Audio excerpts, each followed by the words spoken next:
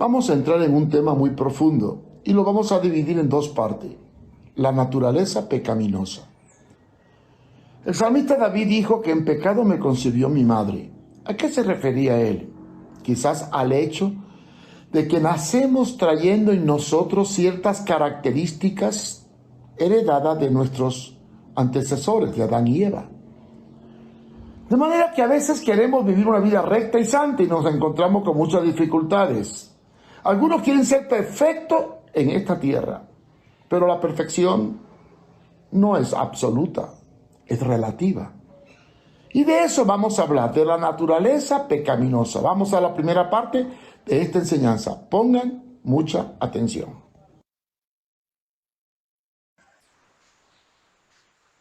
La naturaleza pecaminosa. Primera parte. Así que digo, vivan por el Espíritu y no sigan los deseos de la naturaleza pecaminosa. Gálatas 5:16. ¿Cómo afrontar el problema de la naturaleza pecaminosa? Aquí cabe una pregunta. ¿Es posible para un cristiano sincero vivir sin pecar y aún sin desearlo? Bueno, vamos a ver qué dice la palabra en Romanos 7 del 18 al 20. Pablo dijo, yo sé que en mí, esto es, en mi carne no mora el bien, porque el querer el bien está en mí, pero no el hacerlo. Porque no hago el bien que quiero, sino el mal que no quiero, eso hago. Y si hago lo que no quiero, ya no lo hago yo, sino el pecado que mora en mí. El mayor peligro es formar, sí, formarnos desde la infancia. La etapa más peligrosa en la vida de un ser humano es la infancia. La razón radica en la incapacidad que tiene un niño de valerse por sí mismo. Los padres tienen que velar por el hijo en cada etapa de su crecimiento. El infante o bebé puede, al aprender a caminar, darse golpes o tomar algo peligroso. En realidad, el 80% de los niños cuando aprenden a caminar sufren caídas y golpes, los cuales, como amarga experiencia, contribuyen al aprendizaje. Lo mismo ocurre con los nuevos convertidos. Casi siempre una persona se aparta del Señor y lo hace por regla general al principio de su vida cristiana. Las causas radican en la falta de ayuda al aprender a caminar y descubrir su debilidad frente al pecado, así como su incapacidad para ser perfecto frente al ataque del diablo. Esto ocurre debido a que cada persona nacida de nuevo no cuenta con una paternidad espiritual que le ayude en las luchas contra el pecado que está en sus miembros y de un Satanás que siempre lo está tentando. Nuestro remedio, nuestra situación se puede arreglar si en la iglesia proveyéramos a cada nuevo convertido un cuidado paternal que le nutra y le confronte a la realidad de la naturaleza pecaminosa. Hay que hacerle ver que la vida cristiana es un proceso paulatino. No podemos llegar a la perfección instantáneamente. Todo es un proceso. Sin embargo, hay el concepto errado de Dios. Muchos al convertirse traen el concepto errado de un Dios que no tiene misericordia. Conservan ideas medievales y conceptos populares de un Dios vengador, castigador, implacable, lleno de ira contra el que peca. Por otro lado, se describe al hombre como un pecador enemigo de Dios, incapaz de someterse, y para ello tiene que acudir a la penitencia y al castigo, y muchas veces apela a la tortura y la flagelación para creer que de esta manera alcanza la perfección. Esta actitud de un Dios implacable causa frustración en muchas personas, pues al cometer errores se sienten abandonados y expuestos al juicio divino, al infierno. Y algunos acuden al suicidio espiritual, que es negar la fe o apartarse de ella. Sí, porque el Señor no quiere que nadie perezca. Ese es el deseo de Dios. Él cree que nadie se debe perder y por eso nos proveyó la muerte sustitutiva de Cristo en la cruz del Calvario. Sin embargo, muchos quieren escapar de la realidad de luchar frente al pecado. No quieren aceptar la debilidad de la naturaleza humana y buscan formas elaboradas y creencias para resolver este problema. Así surgieron los conventos y monasterios en la Edad Media. El mundo estaba depravado y el hombre creyó que huyendo a refugiarse en un convento para evadir la sociedad corrupta iba a alcanzar la santidad demandada por Dios, so pena de castigo. Aún después de la Reforma Protestante, algunos grupos creyeron que apartándose del mundo y formando comunidades aisladas, podían vivir una vida santa, usando mecanismos de aislamiento y represivo. Pero, ¿se encontrará la redención y la perfección al escapar del mundo? ¿No es la vida cristiana la lucha de mantenernos firmes en medio de un mundo corrupto? No es la penitencia, ni el castigo, ni el huir. Es imposible impedir el mal o darle la espalda a la realidad o aislarnos de ella, pero sí podemos prepararnos para enfrentarla. El Señor Jesús, antes de partir al martirio de la cruz, nos dejó una palabra.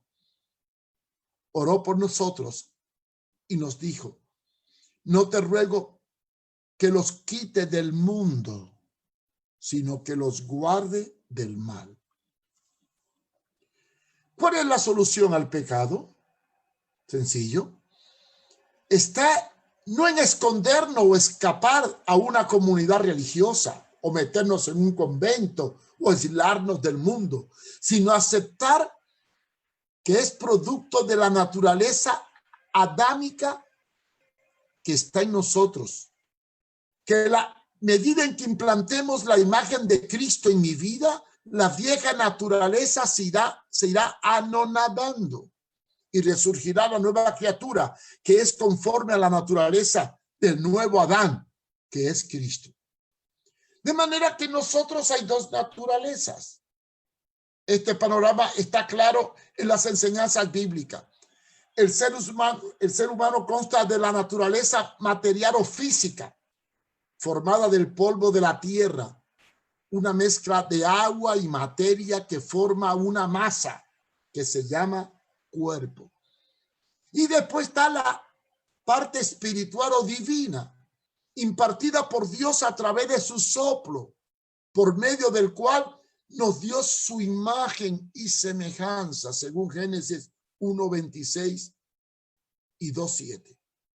Pero la imagen de Dios en nosotros no es el cuerpo físico, pues el cuerpo físico lo obtuvo del polvo de la tierra. La imagen de Dios es la parte espiritual, es donde se manifiesta el poder de crear, forjar, dominar, ser libre, inteligente, etc. La caída produjo un daño catastrófico, una reacción en cadena en la naturaleza natural y espiritual. En la parte física, el hombre quedó desprovisto de la eternidad. Apareció el dolor, la enfermedad, la vejez y por último, la muerte. Todo como consecuencia del pecado. En la misma forma se dañó la naturaleza espiritual, limitada, cautiva, expuesta a los deseos de la carne. Desde ese momento, la rebelión del hombre quedó grabada en la carne, en los factores del DNA y también en el espíritu. Dice la Biblia que el pecado se enseñoreó del hombre y es transmitido a toda creación, de manera que en nosotros operan dos factores pecaminosos de naturaleza. Primer factor, la herencia edénica. ¿Qué es la herencia edénica? El pecado original. Sí. Esa tendencia que produce la rebelión contra todo lo ordenado. Es el deseo de imposición, el orgullo, la soberbia, el egoísmo. Es el querer ser independiente. A esto llamamos pecado original. Pues la tendencia constante desde la infancia a desobedecer todo lo establecido es tan natural que fue la herencia que tuvo Adán y Eva a desobedecer a Dios en el huerto del Edén. El segundo factor es el medio externo.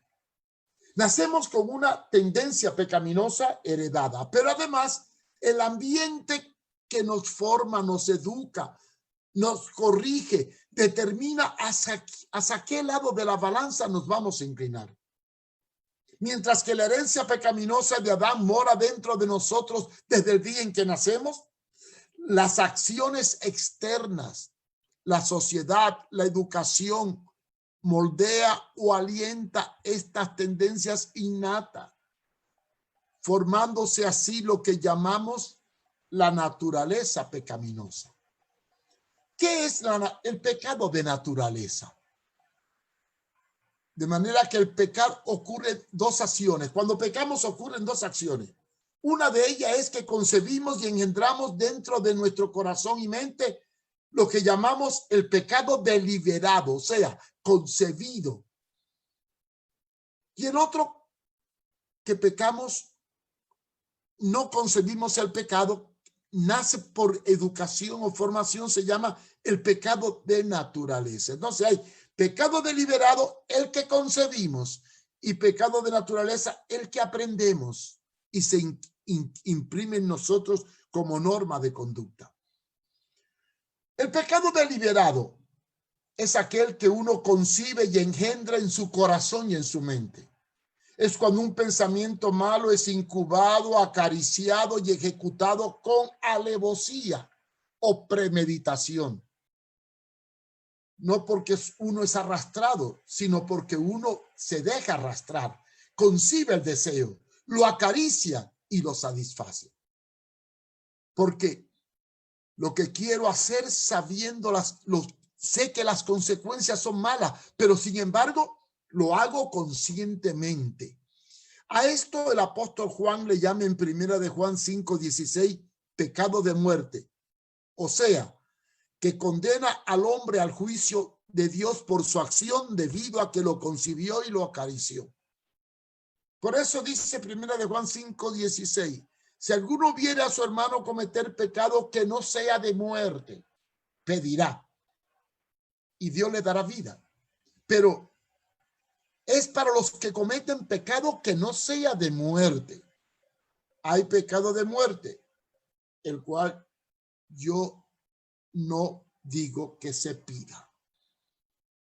Dentro de la perspectiva del pecado de muerte, podemos analizar muchos casos y veremos que más que la acción pecaminosa, lo que produce más daño es la intención del corazón y la mente a la desobediencia, lo cual es conocido por el Señor. Miren lo que dice Lucas 16:15. Entonces le dijo, vosotros sois los que os justificáis a vosotros mismos delante de los hombres, mas Dios conoce vuestros corazones, porque lo que el hombre tiene por sublime delante de Dios es abominación. El pecado de naturaleza es diferente al pecado deliberado. El deliberado es aquel que tú concibes, ejecutas y engendras. El de naturaleza tiene que ver con las tendencias que tú heredaste, las acciones, el estilo de vida que viviste, la educación, el principio del temor a Dios que te infundieron. Esto nos lleva a cometer errores o conductas que son pecados, no que concebimos, sino que manifestamos en nuestras acciones. Cuando el pecado se institucionaliza, entonces el Estado lo legaliza, estableciéndolo como conducta normal, como ocurre, por ejemplo, con el aborto indiscriminado, la eutanasia, el matrimonio gay, etc. Ahora bien, vamos a ver otro tipo de pecado. El pecado que hay que hacer morir, que no se puede aceptar en un convertido, que es deliberado, ¿sí? Es el pecado de Colosenses 3:5. Haced morir, pues, haced morir. Ordenanza radical. Lo terrenal en vosotros, o sea, algo que no puede existir. Fornicación, impureza, pasiones desordenadas, malo deseo y avaricia, que es idolatría. Cosas por las cuales la ira de Dios viene sobre los hijos de desobediencia. Esto trae ira, en las cuales vosotros también anduvisteis tiempo pasado. Estamos en Cristo, anduvimos en otros tiempos cuando vivíamos en la carne. Romanos 7, 14, 24 le explica muy bien. La forma más clara de discernir lo que es pecado de naturaleza está en Romanos 7, del 14 al 24. Pablo afirma que la ley es buena y que la misma revela el pecado que mora en mí. Es como verme en un espejo y descubrir los defectos.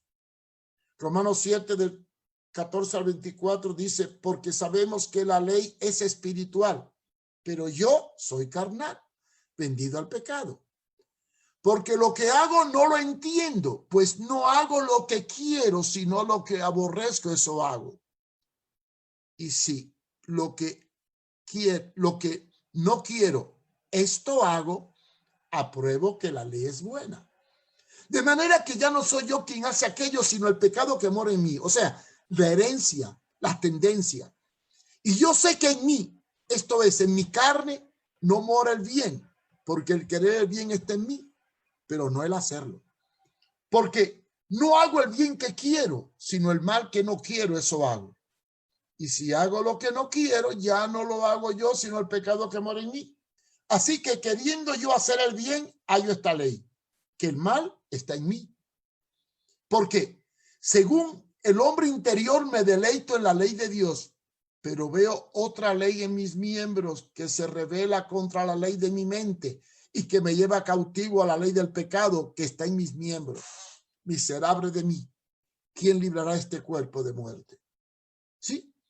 Entonces ahí es donde viene la naturaleza pecaminosa, herencias que tenemos que se manifiestan en nuestras actitudes y que no lo hago consciente porque fue mi cultura, la cultura de la mala manera de vivir de nuestros padres. También reconozco que mientras estemos sujetos al cuerpo físico estaremos sujetos al pecado, pero al llegar la muerte, la naturaleza pecaminosa terminará y alcanzaremos la perfección y seremos perfectos. De manera que nuestros miembros, en nuestra naturaleza, en nuestro cuerpo vive una tendencia hacia hacer cosas que no queremos hacer y que a veces las hacemos no queriendo, sino inconscientemente. Vamos a hablar del cuerpo espiritual. Debemos formularnos una pregunta con la cual reconocemos que somos un cuerpo de muerte y ver la muerte sorbida es la muerte, el sentido este. Esto ocurre cuando obtengamos un cuerpo no corruptible. Mientras estemos en el cuerpo corruptible, tendremos que luchar contra el pecado. El cuerpo espiritual no está vendido al pecado, pero este cuerpo sí está vendido al pecado. De manera que cuando este cuerpo corruptible sea vestido de incorrupción y esto mortal se vista de inmortalidad, entonces se cumplirá la palabra que está escrita, sorprende la muerte con victoria. ¿A qué llamamos el cuerpo espiritual? Bueno, es la parte más importante del ser humano. Es donde se manifiesta Dios. Así que si queremos liberarnos del dominio de la carne, tenemos que exaltar el cuerpo espiritual, la parte espiritual, la naturaleza espiritual, porque la naturaleza carnal es pecaminosa y hay una lucha entre la carne y el espíritu muy claras en la Biblia.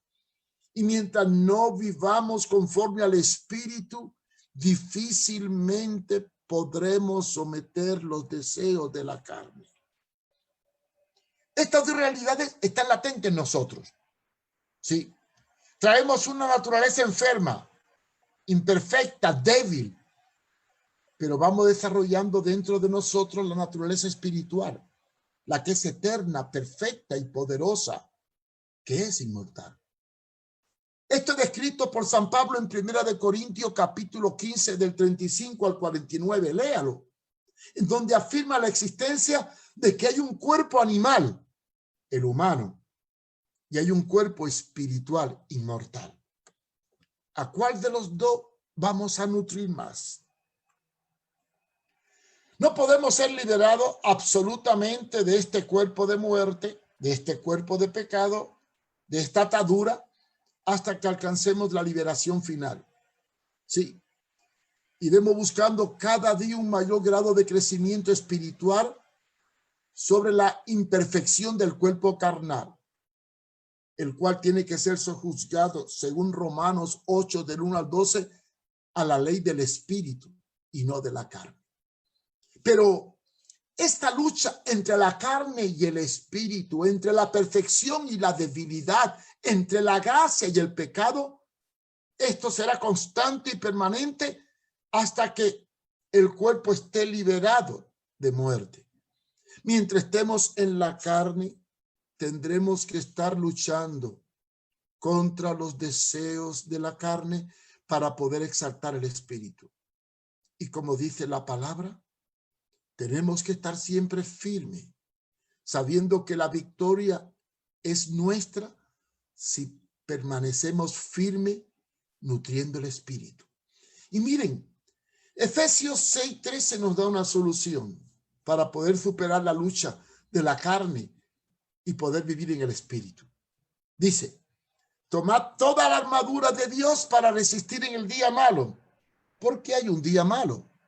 Y cuando haya acabado todo, estar firme.